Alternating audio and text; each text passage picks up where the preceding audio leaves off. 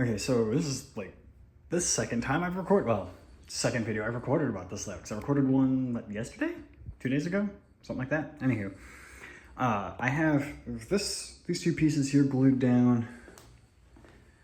This piece glued down. I still need to do a little bit of tweaking before I'm ready to glue these 3 pieces down. But I've kind of laid out some of the track sections, more or less how they will be on the actual layout. You will notice that this switch and this switch are upside down. It's because they are left-handed switches, but I need a right-handed switch there.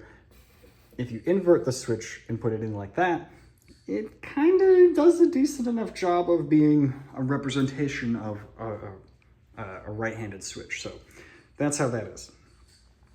One of the things I've done also is I put some rolling stock. This isn't the entire roster of rolling stock. I'm not going to be really using these older style box cars.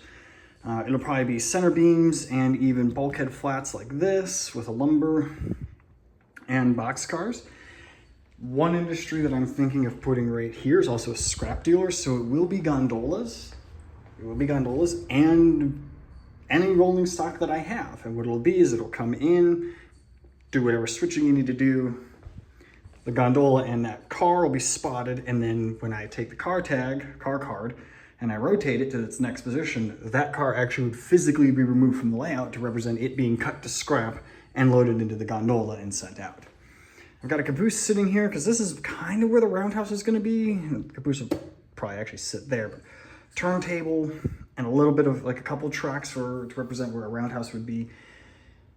The Tuscola and Saginaw Bay, now GLC, Broadman Lake Yard in right along Broadman Lake in Traverse City, which that's what this is, did actually have a turntable more or less in this area on the northern end of the layout. So I'm getting a little creative with my retelling of history while also maintaining some historical accuracy. It's a real world accuracy. And that, the turntable was never scrapped. It's still there. It's used by the Traverse City Railroad Historical Society as a museum. More on that another time.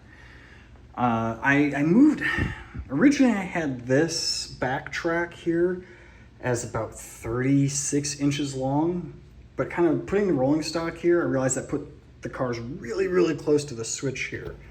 And so you really wouldn't be able to fit too much. Now, obviously there's more cars here in the yard than would actually be in this yard because you're only ever gonna have maybe 4 cars on your train. Again, this is a short branch line. So I'm thinking maybe extend it a little bit, put this switch here and then another right-hand switch here as a track that would come off over here to the roundhouse. So that's where I would store 389 and my other 2 HO scale locomotives will be running on this layout. One of the things I'm kind of noodling on right now, I have this piece of track here just kind of laid out, let's go ahead and move that, is how I want to go about this middle section, right? My initial thought was you would come out of here and you would do a gentle S curve back to here and then passing, siding, 90-degree turn, this switch, and then the end of the track here. This will probably be more or less right about there, maybe a little further forward. This is just long enough to get a locomotive in there, and that's the whole premise. That's all that really is to be. There is, I'm leaving this as a straight line for future expansions this way if this layout ever moves into another building, another house or whatever. Same with that end down there. Now, one of the things I was thinking, that S curve, is there would be one industry here. There'd be the scrap dealer over here. But I kind of got noodling on it. If I just put and make this a straight line all the way down, I can put an industry like here, and I can put another one right here, you know, and have some city buildings here. You'd have to reach over the buildings, but again, I'm the only one really going to be operating this layout, so it doesn't matter. But this would be a straight line. What we can do, this is what's fun. We can take 389, just gently move it over. I can take this and put it on the track right here. Go like that. Now we'll remove. I needed an extra hand. And that piece of track, I don't know how well this is showing up on camera, you can see I've got a nice laser line straight through there. So I could do, I would put a little zigzag, you know, the track's not perfect, it's a little worn out. But if I do a straight line, it allows me to have a little more scenery building wise here and put more switches and stuff in. Yeah, the track is over this way a little bit. I might more center it, might push everything over maybe an inch or two more this way so it's more centered. So I can put some buildings and stuff on that side as well. This is just all kind of temporary figuring it out. I do the straight line, and then I have a switch here, and I can actually, if I do a straight line, I can even make this passing siding much larger for the runaround move, because the idea is you would leave the yard, locomotive on the front, pulling everything down. You would do all your trailing point moves here. You would come down here, do a runaround move around your train, then do your facing point moves here, then come back and do your facing point moves here. Then have a trailing point basically. So you would work half your industries going this way, run around your train, now you're going this way, and work the other half of your industries as you come back to the yard. And then you drop the cars off on the main, on this track or this track, and set the locomotive off over here.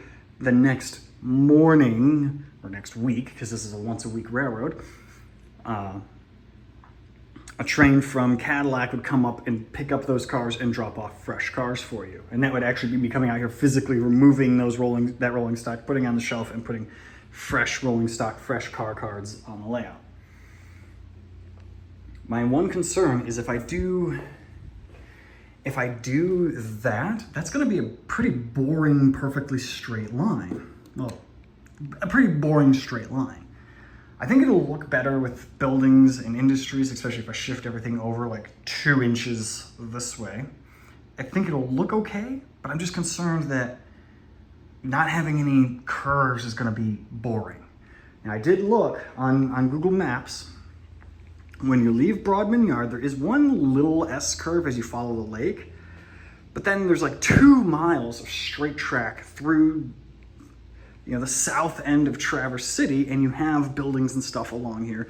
And then it kind of zigzags around a little bit before it turns and heads west, where the railroad eventually terminates. Now, this passing siding isn't going to be an exact replica of the one that is in, shoot, I always forget. I want to say Gaines. It's not Gaines. It's like Growan.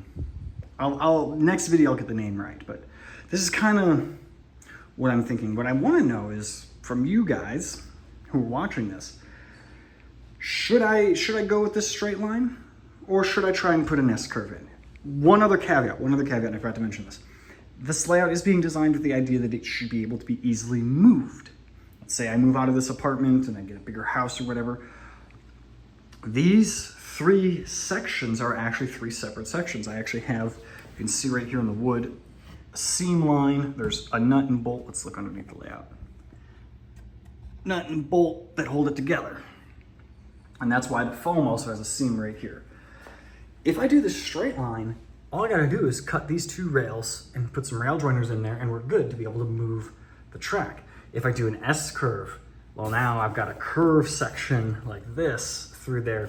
Might be harder to realign the layout if I decide to move it to another place. Or maybe this layout becomes a traveling layout and I take it to train shows periodically. Who knows? So keep that in mind when you, that's kind of why I'm leaning towards going in the straight line, but I do want to get some feedback from fellow model railroaders on what I should do with this. Thanks for watching. Like, subscribe, and I probably will have more videos here as we continue to make progress on the layout. Now, progress is going to be slow because I do have a job and I have other sports and hobbies and stuff that do take up a lot of my time, but I'm trying to get back into the hobby of model railroading. So thanks for watching.